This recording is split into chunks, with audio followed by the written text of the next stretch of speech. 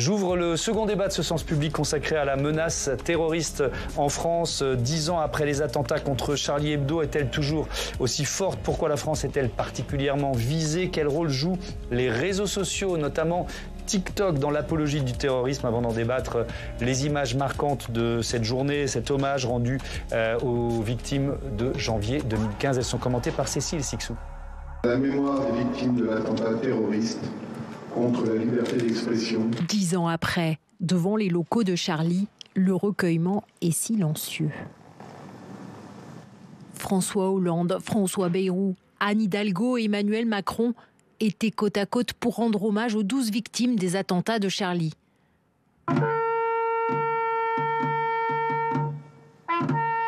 La sonnerie aux morts, mais pas de discours ni de prise de parole. Sur le bâtiment, une plaque commémorative rappelle désormais le nom des victimes. À proximité des anciens locaux, de nombreux Parisiens sont venus saluer la mémoire des membres de Charlie. Je me dis que ça fait déjà 10 ans et je revois tout à fait ces moments tragiques qui se sont déroulés. Pour moi, c'est comme si c'était hier. C'est très important, en fin de compte, de rester dans ce souvenir de manière à ce que ça ne se reproduise pas. Donc, c'est poursuivre, en fin de compte, ce combat, continuer à diffuser des idées et puis les échanger avec des gens qui, à la limite, n'ont pas connu.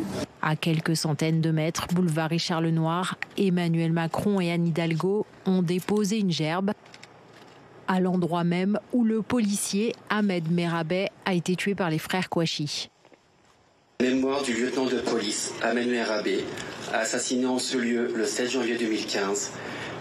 Les cérémonies officielles se sont achevées devant l'hypercachère Porte de Vincennes, où le 9 janvier 2015, 4 hommes ont été abattus par le terroriste Amédi Koulibaly.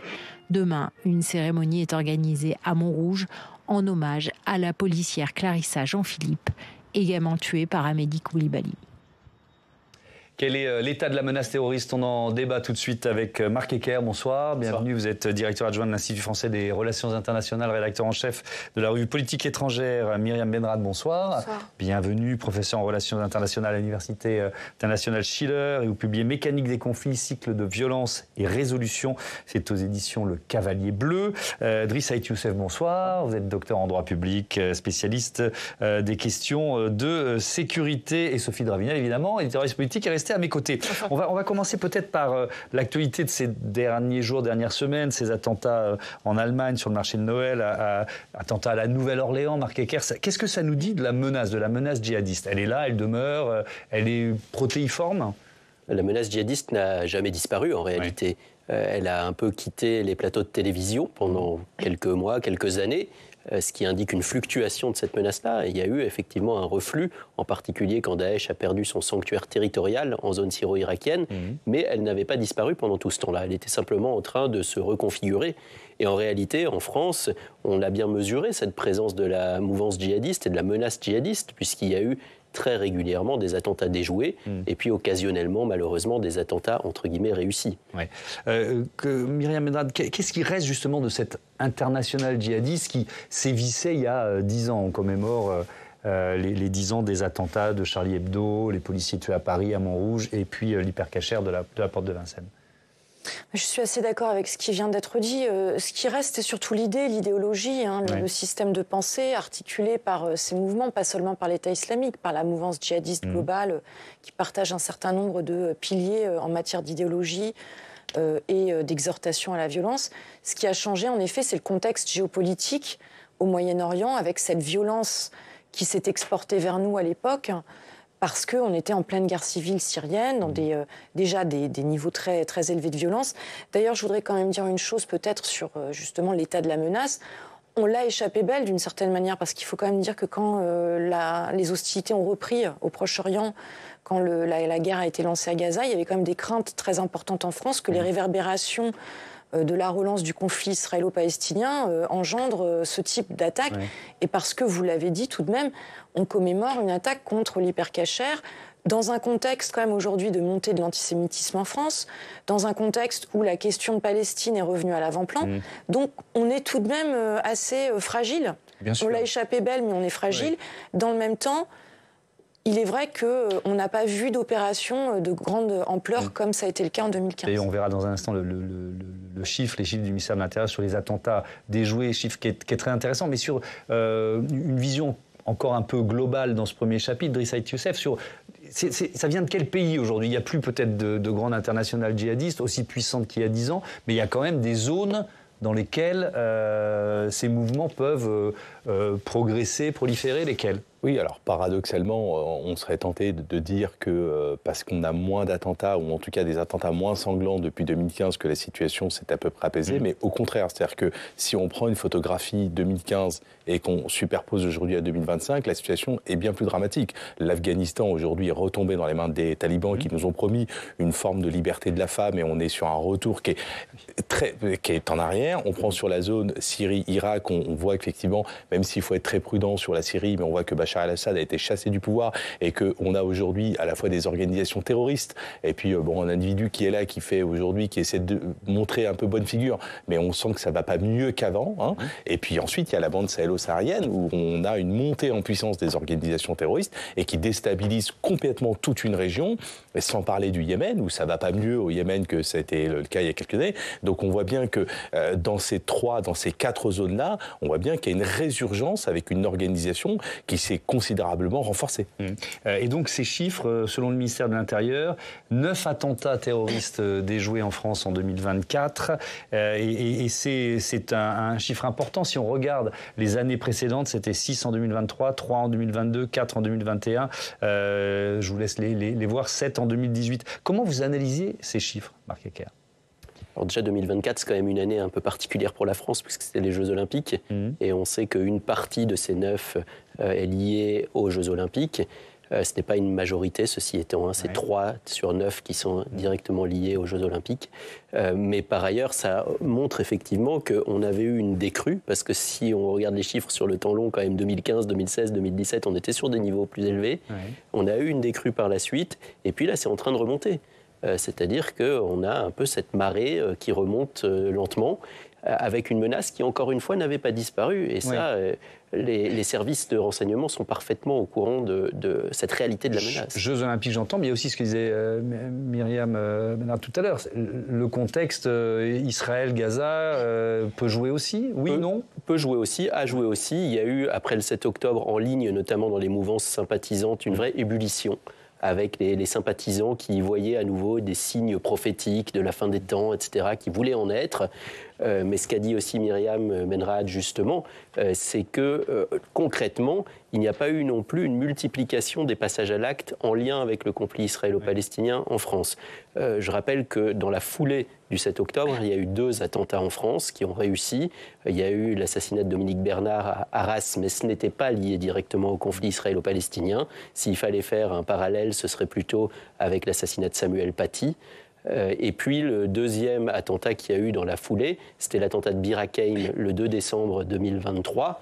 Et là, pour le coup, il y a un lien avec le conflit israélo-palestinien, puisque l'assaillant voulait s'en prendre à une cible juive.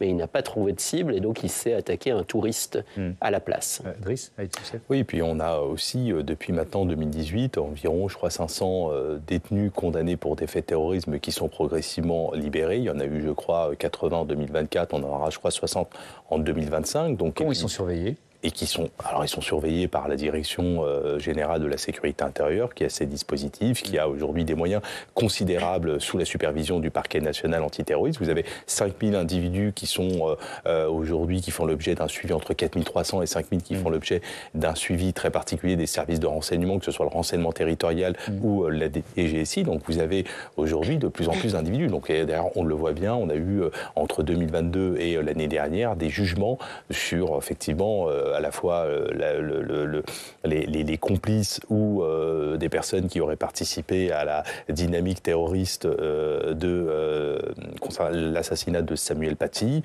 Donc voilà, donc ça participe d'une certaine manière à avoir un regain d'individus qui sont disponibles et dangereux. Ouais, alors cette menace terroriste, est-ce qu'elle est en train de changer de nature ? Écoutez, le sénateur du Nord, Marc-Philippe Daubresse, c'était dans notre matinale. La nature du terrorisme a complètement changé. Après Bataclan, on s'attaquait à des groupes organisés qui revenaient de Daesh, de Syrie, d'Irak. On s'attaquait à des mineurs qui revenaient de là-bas et qu'il fallait essayer de rééduquer, si j'ose dire. Et tout ça était très organisé. Et là, maintenant, vous l'avez prononcé le mot, on s'attaque à des loups solitaires qui font des attentats à l'arme blanche, non plus avec des kalachnikovs, avec des difficultés à les repérer. Et il y a un autre sujet qui est les mineurs. On a de plus en plus de 13-16 ans qui sont impliqués et manipulés de l'extérieur à travers des réseaux sociaux. Votre avis sur cette formule du loup solitaire, Myriam Benrad? Oui, alors moi, je l'ai dit à plusieurs reprises, je ne suis pas trop d'accord avec cette idée de loup solitaire, parce que l'état de la menace, elle doit s'apprécier aussi, comme ça vient d'être dit, au-delà de ce qui est déployé en matière de renseignement humain, etc., dans le monde réel, je dirais, ça doit aller jusque dans la sphère numérique, en effet, où là, on a un gros problème. Mais un gros problème parce que ça soutient les dynamiques, les logiques de transnationalisation de l'idéologie djihadiste, et de ce point de vue, en fait, c'est là qu'on a vu, en effet, se démultiplier des foyers où qu'on voit cette menace, ces excroissances se reconfigurer, ça a été dit précédemment. Mais c'est soutenu tout de même par un environnement numérique que je trouve pour ma part hostile, parce qu'il va justement soutenir, aider, appuyer des logiques d'entrée dans le djihadisme. Et c'est bien pour ça que je conteste. Il y a un fond de propagande djihadiste qui on l'a vu avec Samuel Paty, qui peut pousser à l'acte, quoi. Oui, et il y a un fond, si vous voulez, toujours qui est quand même d'une manière ou d'une autre collectif. C'est pour ça que je conteste pour ma part la thèse du loup solitaire. Parce que même une personne qui va consulter, pour dire les choses très simplement, des vidéos, des communiqués, qui va donc s'approprier des instructions venant d'un chef qui est mort ou pas d'ailleurs. Dans certains cas, on sait qu'ils ont établi des liens avec des militants sur zone dans différents pays. C'est pas toujours le cas, mais dès lors qu'on est embrigadé dans un dispositif finalement une cause collective comme le djihadisme, qu'on reçoit des instructions, tout cela fait qu'il n'y a personne qui est fondamentalement seul. Donc on reste quand même, encore une fois, sur des mouvances qui sont plus ou moins structurées, qui se reconfigurent. Mais je suis d'accord, on a un réel problème au niveau de la régulation aujourd'hui des plateformes numériques et du numérique en général. Ça, on va y revenir, le chapitre numérique, on y vient tout de suite. Mais sur la difficulté, enfin c'est peut-être la palissade ce que je dis, mais c'est plus difficile d'identifier, d'arrêter par anticipation un loup solitaire, Driss Saïd Youssef, alors par rapport à un autre mode opératoire qui est une projection d'un groupe terroriste qui s'est préparé dans un autre pays. En fait, ce qui est certain, c'est que ce que j'ai l'habitude de dire, c'est que depuis 2015, on a considérablement renforcé la DGSI. Et la DGSI fait ce qu'on appelle le haut du spectre. Ça veut dire d'avoir, comme l'a dit le député, avoir un commando projeté depuis l'étranger. Sénateur, un commando projeté depuis l'étranger, ça paraît aujourd'hui improbable. Je ne dis pas que c'est pas possible, mais ça paraît improbable. Les services de renseignement européens, occidentaux, etc., étrangers collaborent très bien ensemble. On sait qui est quoi, on sait qui est où.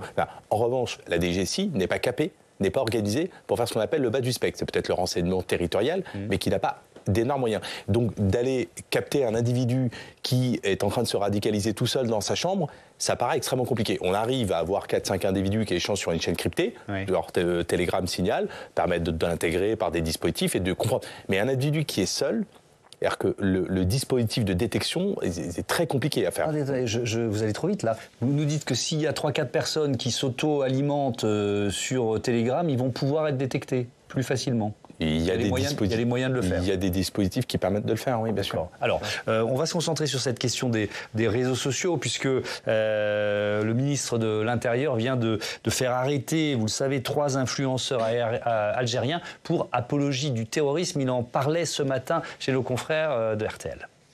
Je pense qu'il ne faut rien laisser passer. Lorsque je tape les influenceurs algériens, ça fait partie de l'outillage, ça fait partie de la riposte. Il y en a 3 qui ont été interpellés ces derniers jours pour apologie du terrorisme en quelque sorte. Et il y en a 3 autres qui m'ont été signalés par la préfète de la région Auvergne-Rhône-Alpes récemment. Il y a sur la plateforme Pharos plusieurs centaines, plus de 300 signalements qui ont été faits ces derniers jours. Et l'un des 3 sera d'ailleurs jugé à Montpellier le 24 février prochain. On l'a appris il y a quelques minutes grâce à nos confrères de l'AFP. Il sévissait sur TikTok, Marc Ecker. Est-ce que c'est devenu le nouveau terrain de jeu des propagandistes du djihad ?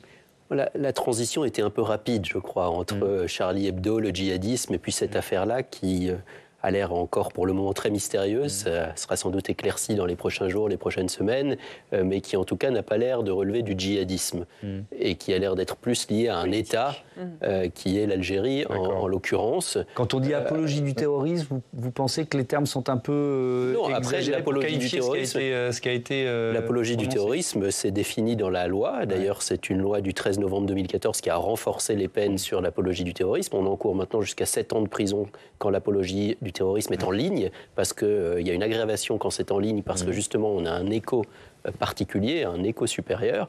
Donc l'apologie du terrorisme se caractérise. Quand quelqu'un appelle à commettre des actes de terrorisme, c'est de l'incitation au terrorisme. Quand quelqu'un approuve et félicite un terroriste, c'est de l'apologie du terrorisme. Mais c'est pas du djihadisme. Tout ça est caractérisé. En l'occurrence, ça n'a pas l'air d'être du djihadisme, puisque c'est pas lié à l'idéologie salafo-djihadiste de Daesh et d'Al-Qaïda. Mais il faut voir dans le détail. Maintenant, sur TikTok, juste pour répondre, là, ce qui est intéressant dans c'est le point central de ma question. Ce qui est intéressant dans ce cas-là, c'est que c'est une chambre d'écho. Donc en utilisant TikTok, là, on touche des centaines de milliers, voire des millions de jeunes. Et c'est pour ça, en l'occurrence, que ces influenceurs utilisaient cette plateforme et avaient justement de l'influence.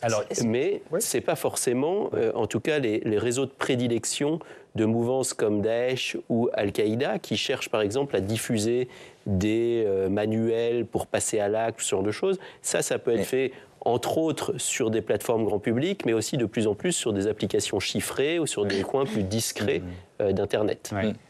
Myriam Belra. Oui, moi, c'est vraiment sur un aspect que je voudrais rebondir qui me paraît important, parce que d'ailleurs, j'y avais consacré un ouvrage en 2017 sur les mots. Donc là, il est vrai qu'on va faire une enquête, on va en savoir un peu plus sur cet influenceur algérien et qui éventuellement le pilote, est-ce qu'il y a un État derrière? Mais fondamentalement, par la viralité du message, le fait d'utiliser des mots comme mécréant, apostat, les occidentaux, les croisés, les juifs. Moi, je m'étais intéressée justement à cette sémantique djihadiste. Ça atteint tellement de gens sur un réseau comme TikTok ou d'autres que les précautions qu'on prend ici ce soir quant à l'État qui potentiellement non, mais c'est deux choses différentes. C'est pas un réseau terroriste en action, c'est ce que je comprends, mais c'est un fond il y a la question de la réception. Il y a la question de la réception. Voilà, parce que la réception, il y a l'émetteur et puis finalement celui qui reçoit le message. Et dans l'affaire Paty, c'est typiquement ce qui s'est passé. On partait d'une campagne de cyberharcèlement, plus ou moins, je dirais, de milieux radicalisés, qui ont activé... Là, pour le coup, un assaillant djihadiste. Alors moi, je vais rester, peut-être que c'est un peu obsessionnel, mais je vais rester sur la question de TikTok, parce qu'il y a plusieurs pays qui ont interdit TikTok. Alors, pour leurs fonctionnaires notamment, ou pour tous les citoyens. Alors, c'est pas forcément lié à la menace terroriste, mais c'est une vraie question. C'est-à-dire que quand un réseau, c'est pas le seul, mais quand un réseau social permet la diffusion d'appels au crime, de propos djihadistes, cette sémantique dont vous nous parlez, est-ce qu'il ne faut pas l'interdire? Oui, parce qu'il y a des pays, d'ailleurs la Chine l'a complètement interdit, alors que TikTok c'est un produit chinois qui a complètement été interdit en Chine. Et bien là, le ministre de l'Intérieur fait de la politique. Et sur le fond, il a raison, il fait de la politique. Parce que la menace exogène, vous avez la menace endogène, la menace intérieure, la menace exogène. Et elle a deux formes. La première, c'est un terrorisme. C'est le terrorisme, Al-Qaïda, l'État islamique, etc. Donc ils ont un projet, etc. Et puis vous avez ces ingérences étrangères, pilotées souvent par des États. On a parlé de la Russie en Afrique, qui nous ont quand même quelquefois mis en difficulté, etc. Et puis vous avez là, en l'occurrence, des TikTokers ou des influenceurs dits algériens. On sait bien la relation entre le ministre de l'Intérieur, les relations compliquées entre la France et l'Algérie, et l'Algérie qui utilise peut-être mais l'enquête le dira, des influenceurs qui appellent à la haine et qui appellent au meurtre. Donc pour le ministre de l'Intérieur qui fait de la politique, ça s'appelle du terrorisme. Et donc il fait de la politique. Après, TikTok, c'est un outil dont tout le monde considère qui est extrêmement dangereux. Il y a une loi qui a été votée, puisque depuis 2015, vous avez 7 à 8 lois qui ont été votées. Rentrer dans les détails parce qu'on en parle. Et TikTok fait partie, en tout cas, de ces plateformes qui ont été Alors justement, j'enchaîne, puisque Alexandre Poussard doit être juste là pour parler de cet arsenal législatif. Alexandre, rebonsoir. Comment a-t-il évolué depuis 10 ans, les attentats qui ont démarré contre Charlie Hebdo? Eh bien, il a évolué notamment en renforçant les moyens d'enquête des services de renseignement antiterroristes. Alors, il faut savoir qu'avant l'attentat contre Charlie Hebdo en janvier 2015, la dernière loi sur les écoutes en matière de terrorisme datait de 1990. 91, c'est-à-dire une époque sans Internet, sans les téléphones portables, donc un dispositif législatif totalement anachronique. Et effectivement, après cet attentat contre Charlie Hebdo, une loi sur le renseignement est promulguée en juillet 2015 et elle change en profondeur les moyens d'enquête des services avec la possibilité d'intercepter des conversations téléphoniques et les numéros de téléphone des suspects, de surveiller par des algorithmes leurs échanges sur Internet, et puis une commission est chargée d'approuver la mise sous surveillance de ces suspects pour terrorisme, et cette commission, elle est sous le contrôle direct du Premier ministre. Alors là, on parle des moyens de renseignement, il y a aussi un arsenal judiciaire, administratif qui s'est renforcé. Oui, alors l'état d'urgence a été décrété par François Hollande après les attentats du 13 novembre 2015. Il a été prolongé à plusieurs reprises et puis ensuite il a été introduit dans notre droit commun en octobre 2017, au début du premier quinquennat d'Emmanuel Macron. Et depuis, eh bien, le préfet peut ainsi installer des périmètres de protection autour des lieux à risque, mettre en place des surveillances et des assignations à résidence de suspects de terrorisme, fermer des lieux de culte jugés dangereux. Et puis depuis juin 2016, les perquisitions de nuit au domicile sont possibles. Et puis la protection des témoins est renforcée. Et puis il y a une dernière évolution législative, la lutte contre la récidive des terroristes qui sont sortis de prison. Ah oui, en 2021, le Parlement a adopté une loi qui permet d'imposer un suivi psychiatrique et social à des terroristes qui ont déjà purgé leur peine de prison. Et puis une proposition de loi venue de la droite sénatoriale qui a été votée l'an dernier au Sénat prévoit de placer ces personnes dans des centres sociaux judiciaires de sûreté. Un texte qui pour l'instant n'a pas encore été examiné par l'Assemblée nationale, mais auquel tient beaucoup le ministre de l'Intérieur Bruno Retailleau. Regardez ses propos tenus auprès du journal Le Parisien concernant ces terroristes sortis de prison. Il pense qu'on devrait adopter des mesures de sûreté judiciaire fermes dans des centres de rétention, comme on l'a fait en 2008 avec les pédocriminels. Merci beaucoup Alexandre. Donc je reviens vers vous, Driss Saïd Youssef, cet arsenal judiciaire. Comment vous l'évaluez? Est-ce qu'il prouve son efficacité d'une certaine façon? Pour moi, il a largement prouvé son efficacité, avec, il faut aussi l'admettre, des peines de plus en plus sévères prononcées par les juges, par les tribunaux, en tout cas et donc ça a permis, voilà. Il y a aussi d'autres dispositifs qui ont été votés, notamment, je sais pas, en 2017 sur ce qu'on appelle l'état de nécessité, permettre, vous savez qu'il y avait une polémique lors de l'assaut du Bataclan, des militaires du dispositif Sentinelle avaient peut-être cette difficulté juridique à pouvoir intervenir. Donc on a aujourd'hui calé un peu dans le droit commun la capacité pour les policiers, au même titre que pour les gendarmes et les douaniers, d'intervenir sur le même fondement, sur ce qu'on appelle l'état de nécessité. Vous avez le renseignement qui a été considérablement renforcé. Vous avez également la loi contre le séparatisme à la suite, dans les établissements scolaires, l'assassinat de Samuel Paty. Vous avez en réalité 7 à 8 dispositions. Et puis juste la dernière en date, c'est pendant les Jeux Olympiques et Paralympiques en juillet 2024, permis notamment de mettre ce qu'on appelle en place la vidéosurveillance algorithmique pour permettre de soulager les forces de l'ordre, etc. Donc c'est tout un tas de dispositifs qui ont été mis en place et qui, pour un certain nombre d'entre eux, posaient de vraies difficultés parce qu'on rendait de plus en plus ténue la frontière entre police administrative et police judiciaire. Je rappelle que, selon la Constitution, seule l'autorité judiciaire est gardienne de la liberté individuelle. Là, on a confié au préfet, le représentant de l'État dans le département, des possibilités, ce qu'on appelle mettre en place des BICAS, mesures individuelles de contrôle et administratives de surveillance, des perquisitions, etc. Donc on a inséré le JLD, juge des libertés et de la détention, pour contrôler les actes administratifs. N'en demeure pas moins qu'on a fait beaucoup de choses. Ouais. Marc Hecker, est-ce qu'on peut efficacement lutter contre le terrorisme sans rogner sur nos libertés, d'une certaine façon? C'est une des grandes questions des 10 dernières années, et même un peu plus, puisque c'est effectivement le dilemme que nous pose la lutte contre le terrorisme. Je rappelle qu'en France, en fait, le dispositif législatif, judiciaire de lutte contre le terrorisme a maintenant une quarantaine d'années. Et qu'au début, il s'agissait de donner les moyens à la justice de sanctionner les auteurs d'actes de terrorisme. Et à partir de 1996, et la loi qui a créé l'association de malfaiteurs terroristes, on a essayé de prévenir les attentats, c'est-à-dire de faire en sorte de pouvoir sanctionner des auteurs de projets d'attentats. Et en réalité, on est allé de plus en plus, depuis lors, dans une logique, entre guillemets, préventive, c'est-à-dire d'intervention de plus en plus en amont. Et ça pose évidemment question, c'est-à-dire qu'on cherche d'un côté à protéger la société, mais parfois on est un peu à la limite de Minority Report, quoi, où on anticipe des projets d'attentats qui doivent quand même évidemment être caractérisés. Il doit y avoir des éléments matériels, sinon les juges ne condamnent pas.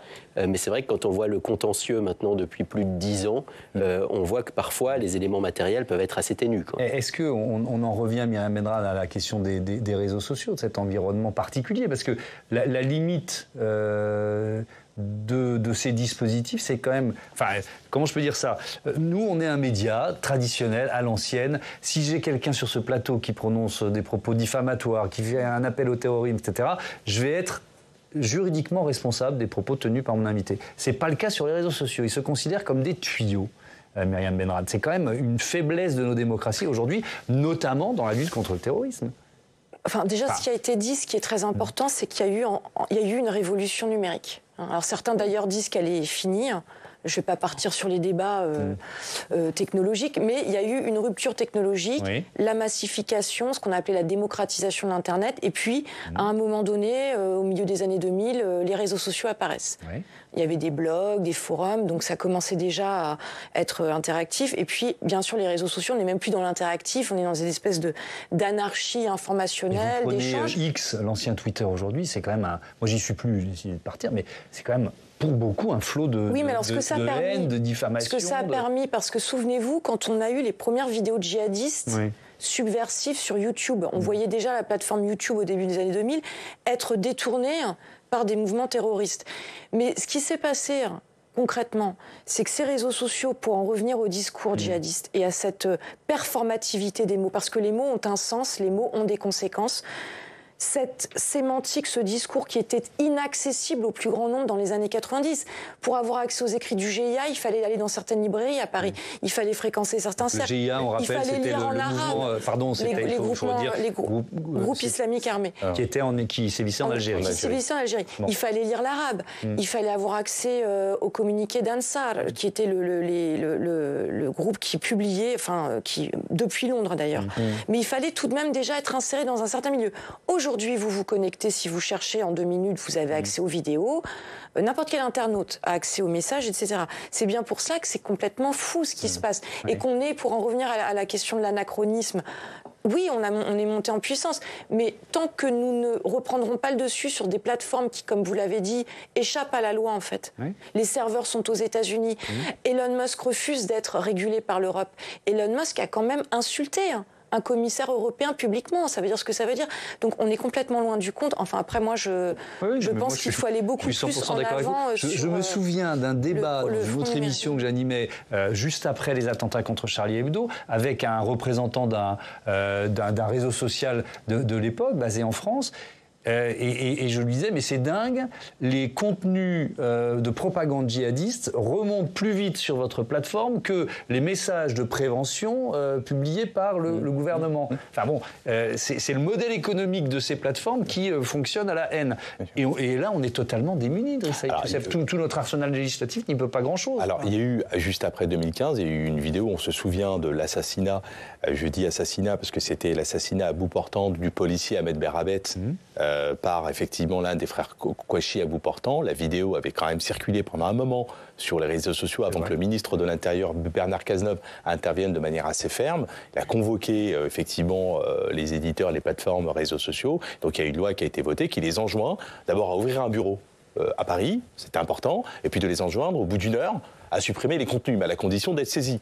Mais d'être saisi, pas n'importe qui, c'est d'une institution, etc. Vous, comme moi, si demain nous faisons l'objet d'invectives et autres, nous sommes obligés de saisir un juge, un procureur, déposer une plainte, etc. C'est extrêmement compliqué. Aujourd'hui, les réseaux sociaux, pour dire les choses très clairement, ce sont les meilleurs amis de Al-Souri. Pour ceux qui connaissent Al-Souri, 2005, c'est effectivement ce terroriste qui prenait finalement la déconcentration du djihadisme. Des attentats. Ne venez pas forcément chez nous en Irak ou en Syrie, commettez des attentats là où vous êtes. Et il se trouve qu'à l'époque, les réseaux sociaux n'étaient pas si développés que ça, et qu'aujourd'hui, c'est une forme de soutien effectivement à la cause djihadiste extraordinaire. Quand vous dites avec ces algorithmes que ça permet de remonter, plus vous en regardez et plus ça remonte, c'est assez phénoménal. Le législateur a essayé de rendre effectivement la consultation des sites djihadistes, mais le Conseil constitutionnel a censuré parce qu'effectivement on ne pouvait pas. Il y a aussi cette étape. Donc c'est vrai que c'est extrêmement compliqué. Donc les plateformes ont un rôle à jouer, mais manifestement ça constitue leur business. Allez, j'ouvre un autre chapitre. Il nous reste une douzaine de minutes dans ce débat et elles promettent d'être passionnantes, consacrées en ce jour de commémoration à la mémoire des victimes du terrorisme. Vous nous parlez, Sophie, de la mise en place plutôt compliqué d'un musée mémorial du terrorisme. Oui, un musée dont on se demande s'il va voir le jour, avec la Cité internationale de la langue française qui a ouvert ses portes le 1er novembre 2023 à Villers-Cotterêts dans l'Aisne. C'est l'autre grand projet muséal d'Emmanuel Macron. Censé voir le jour en 2027 sur le Mont Valérien à Suresnes dans les Hauts-de-Seine.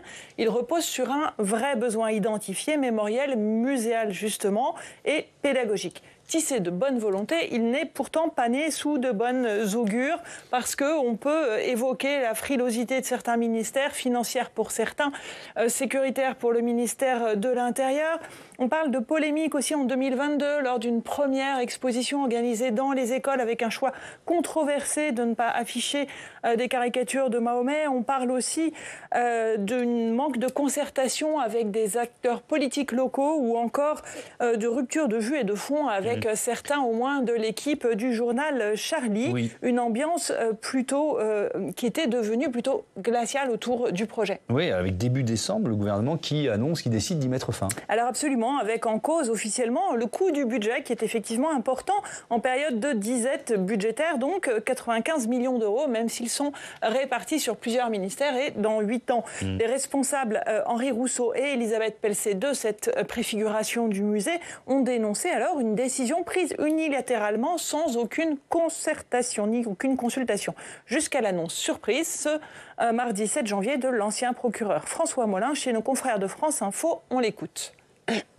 Une bonne nouvelle, effectivement, parce que je peux annoncer que le président du GIP, Henri Rousseau, et la directrice générale Elisabeth Pelcet ont été reçus hier soir par le président de la République, qui leur a annoncé que le projet n'était pas abandonné du tout, mais qu'il allait être repris. Donc le projet est sauvé. Alors en fait, publiquement, Henri Rousseau confirme et se réjouit, je cite, de voir la parole de l'État respectée. Selon certains, l'opposition au projet aurait été menée ou serait encore menée par quelques fondations, dont la Fondation pour la mémoire de la Shoah, avec à sa tête Pierre-François Weil, réputé proche de la ministre de la Culture Rachida Dati, qui aurait convaincu des risques de concurrence mémorielle sur un site, le Mont Valérien, consacré à la Seconde Guerre mondiale. Réponse des responsables du futur musée mémoriel du terrorisme. Il est d'autant plus nécessaire d'y être sur ce Mont Valérien pour expliquer justement la différence entre résistance et terrorisme. Mais en réalité, ce sont les sourdes tensions de ces dernières années qui auraient eu peut-être surtout raison du projet, avec en particulier une rupture de vue et de fond, comme on l'a dit, oui, avec certains... Avec l'équipe de Charlie. Et que dire de cette volte-face ou décision du président de la République ? Il semblerait que le goût d'Emmanuel Macron pour le mémoriel ait pris le dessus, mais reste à savoir, Thomas, si ce futur musée sera bien ce qu'il prétend être jusqu'ici, sur ce qu'il prétendait être jusqu'ici, en tout cas avec les mêmes acteurs. Marc Ecker, vous êtes membre du conseil scientifique et culturel de ce projet de musée mémorial du terrorisme. Comment vous réagissez à cette volte-face, là, ces hésitations cette ambiance la décision de suspension ou d'arrêt du projet par le gouvernement sortant, le gouvernement Barnier, avait vraiment été mal comprise par toutes les parties prenantes. Sans consultation, ça avait été dit, pour un projet qui était bien avancé, un projet d'utilité publique, un projet qui est à la fois un projet de mémoire et un projet d'histoire, un projet aussi de pédagogie. Qu'est-ce qu'on pourrait y voir dans ce musée ? Alors c'est un musée vraiment original. C'est à la fois un mémorial et un musée. Ouais. Il y a vraiment la dimension reconnaissance des victimes et puis la dimension connaissance avec le musée. Et c'est un musée tout à fait original dans le sens où les mémoriaux musées qui existent à l'étranger sur la thématique du terrorisme sont généralement dédiés à un attentat ou à une série d'attentats, alors que là, l'idée, c'est de comprendre le concept de terrorisme, de comprendre la complexité de ce phénomène-là, de l'expliquer notamment à un public jeune, à un public scolaire, et de montrer qu'il y a eu du terrorisme de différentes sortes, certes du djihadisme qui nous a beaucoup marqué ces dernières années, mais aussi du terrorisme régionaliste, nationaliste, d'ultra-droite, d'ultra-gauche, anarchiste, etc., Il s'agit aussi de donner une voix importante aux victimes. Il s'agit de montrer que c'est un musée d'histoire et de société, donc il y a tout un pan sur la réaction des sociétés au terrorisme. Et ça concerne que la France ou ça peut être un peu plus large? Non, ça peut être plus large. Alors sur le mémorial, il y a les victimes de nationalité française à l'étranger et les victimes d'attentats en France, qu'elles soient françaises ou étrangères. Et de manière très importante dans les collections, parce qu'un musée a des collections, il y a non seulement des dons de victimes, mais aussi de manière vraiment, encore une fois, inédite, des scellés judiciaires, alors que d'habitude, les scellés sont détruits après les procès. Là, certains de ces scellés auraient vocation à être exposés. Donc, on parle de choses très concrètes, des scellés d'affaires de terrorisme. Par exemple, dans les scellés qui ont déjà été collectés, j'ai pu voir l'arme qui a servi à tuer le préfet Erignac. Donc, encore une fois, ce n'est pas du djihadisme en l'occurrence, mais ça montre justement que ce concept de terrorisme... Oui, une poubelle piégée des attentats des années 80. Des années 80, absolument. Je veux bien vous entendre l'une et l'autre sur la dimension pédagogique d'un tel musée. Ça rejoint ce qu'on disait tout à l'heure sur cette propagande, ce fond, la sémantique qui sévit sur les réseaux sociaux. On imagine des classes de collégiens ou de lycéens qui peuvent aller visiter un musée comme celui-là. Oui, alors sur cet aspect, c'est très important parce qu'en effet, on est dans l'âge de la désinformation, des fake news, de la manipulation tous azimuts. Donc si on peut avoir des jeunes esprits, en effet, qui se réinforment qualitativement en voyant, en effet, ce type d'objet, en lisant ces informations dans un cadre contrôlé, à visée pédagogique, comme vous venez de le dire, ça c'est une chose. Mais aussi, je pense que ce projet s'inscrit... Là, j'applique la théorie finalement des conflits, de la violence politique au cas spécifique du terrorisme. On est aussi dans une logique de justice restaurative.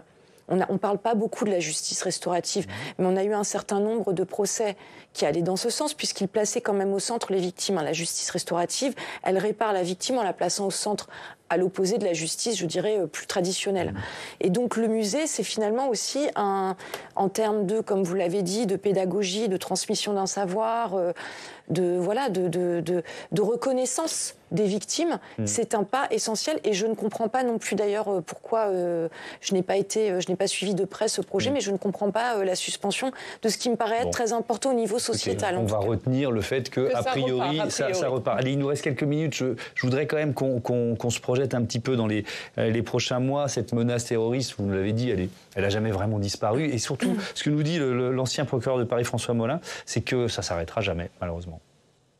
Moi, j'ai toujours cru, et je pense que tous les spécialistes du renseignement le disent aussi, le terrorisme, il ne s'arrêtera jamais, il perdurera. Et le terrorisme djihadiste n'échappe pas à ce principe. Simplement, je pense que dans ces formes de terrorisme, il y a des pics, il y a des vagues. On peut être en haut de la vague, on peut être au bas de la vague.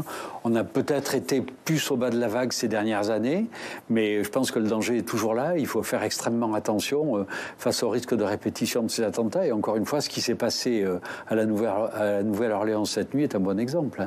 Driss Ait Youssef, est-ce qu'il faut regarder du côté de la Syrie aujourd'hui, parce qu'on sait qu'il y a, je ne sais pas combien, dans un précédent débat, on parlait de 50 000 ou 60 000 membres ou anciens membres de Daesh qui sont emprisonnés dans la partie kurde, surveillés par les Kurdes. Bon, je ne vais pas refaire toute l'histoire de la zone, mais il y a quand même un vrai risque qu'ils s'échappent dans la nature. Est-ce que c'est de ce côté-là qu'il faut regarder ou peut-être pas? Oui, il faut regarder partout. On sait qu'il y a aussi des Français qui sont dans cette zone-là, des Français qui sont en Syrie, en Libye. Il y a même des Français au sein du groupe. Oui, c'est ça. C'est ce que je veux dire par là. Bien sûr. Donc on sait qui ils sont, les services de renseignement, on sait qui ils sont. C'est pour un certain nombre d'entre eux où ils sont. On a d'autres zones, la bande sahélo-saharienne, qui à mon avis est une zone qui, j'ai alerté maintenant il y a quelques années, qui commence à monter en puissance. Donc on doit, c'est vrai, vivre avec. Après, à côté de ça, il y a un vrai travail, je pense, à faire, à la fois un travail...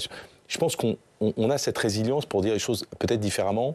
On a mieux travaillé notre résilience ces dernières années. On se souvient des premiers attentats, c'était extrêmement difficile à vivre. Je ne dis pas que c'est plus facile aujourd'hui, mais on est mieux préparé. Et je ne sais pas par miroir, mais en Irlande, ils ont retravaillé tout leur dispositif urbain, ils ont travaillé consécutivement aux différents attentats avec l'IRA. Je pense qu'on est plus préparé aujourd'hui, ce qui ne faut pas dire qu'il ne faut pas redoubler de vigilance, mais je pense qu'il y a un vrai travail à faire de fond sur les mentalités. Et je pense que le travail, on a aujourd'hui des dispositifs qui vont bien, on a des juges qui connaissent très bien la matière, on a des chercheurs qui font très bien leur travail. Je pense qu'on est préparé à ça. En revanche, il faut lutter contre les mentalités et c'est là où on pêche. Et je crois que ce musée est une excellente idée, pour peu qu'effectivement, comme le disait très justement Marc, sur comprendre le phénomène, si on se positionne d'un point de vue terrorisme islamiste, mieux comprendre le phénomène pour mieux lutter contre ce phénomène. Je pense que c'est l'un des enjeux majeurs avec une jeunesse, et on ne cesse de le dire, avec une jeunesse, en tout cas avec des terroristes qui sont de plus en plus jeunes et qui posent un vrai problème pour l'ordre de la sécurité publique. Je pense que c'est vraiment un des enjeux à venir. Ouais. Votre avis sur la Syrie, est-ce que c'est une bombe à retardement, ces dizaines de milliers d'anciens de Daesh encore une fois surveillés par les Kurdes, eux-mêmes menacés par, pour l'instant, par la Turquie on ne sait pas, il y a eu un certain nombre de détenus qui ont été libérés. Quels détenus? Parce que tout cela est quand même très flou. En tout cas, par rapport aux informations qui nous sont données par ce groupe qui a pris le pouvoir, qui est un groupe djihadiste. Alors certes, ennemi de Daesh, puisqu'on a ces luttes fratricides dans le paysage djihadiste. Mais enfin, Al-Joulani, aujourd'hui... donc qui ne veut plus qu'on l'appelle d'accord, Ahmed Al-Shara, qui nous dit qu'il a quitté Al-Qaïda de manière plutôt douce. Tout de même, il n'a jamais non plus nié ses attaches passées au groupe. Je ne l'ai pas vu non plus nier totalement l'idéologie djihadiste. Donc ça crée un environnement propice tout de même à la reprise des combats, de la guerre civile, dont l'État islamique est un acteur parmi d'autres. Ce même État islamique qui, de toute façon, considère aujourd'hui que ce gouvernement dirigé par l'Organisation de libération du Levant, donc Hayat Tahrir al-Sham, est un groupe apostat qui a renié finalement ses convictions, qu'il faudra donc combattre. Et ce n'est pas seulement, si vous voulez, une affaire en effet de quelques centaines de Français dans des camps, etc. On a une assise historique en Syrie et en Irak pour ce groupe qui, en effet, a repris les attaques. Je ne dis pas qu'on va revenir à l'âge d'or, entre guillemets, de l'EI, lorsqu'ils ont pris des territoires entiers entre l'Irak, la Syrie, lorsqu'ils contrôlaient Mossoul, Raqqa et bien d'autres bastions. On est vraiment loin de cette époque. Mais la situation reste explosive, qu'on ne s'y trompe pas. C'est pas parce que certains ministres font des visites aujourd'hui et qu'on a temporairement rétabli les vols internationaux vers la Syrie qu'on est sorti de la guerre civile. Je suis très dubitative, je vais finir sur ce point, par rapport à l'avenir. Je ne souhaite pas la Syrie de rebasculer dans l'enfer de la guerre civile, mais je pense qu'on devrait prendre quelques distances par rapport à cette libération et ce qu'elle annonce. Merci beaucoup. Je rappelle les titres de vos livres. Myriam Benrad, Mécanique des conflits, cycle de violence et résolution, c'est aux éditions Le Cavalier Bleu. Marc Ecker, j'avais oublié de citer votre livre en ouverture, La guerre de 20 ans, djihadisme et contre-terrorisme au XXIe siècle, c'était aux éditions Robert Laffont. Merci à tous encore une fois d'avoir participé à ce débat. Demain, la matinale de Public Sénat reprend. Prise d'antenne pour Oriane Mancini et ses équipes à 7h30. Et notez que son invité politique sera Jérôme Guedj, le député socialiste de l'Essonne, qui est également porte-parole, secrétaire national à la laïcité du Parti socialiste. Voilà, vous pouvez nous revoir, nous réécouter, soit en podcast, soit sur la plateforme publicsénat.fr. Je vous dis à demain, 18h, 22h. Bonne soirée.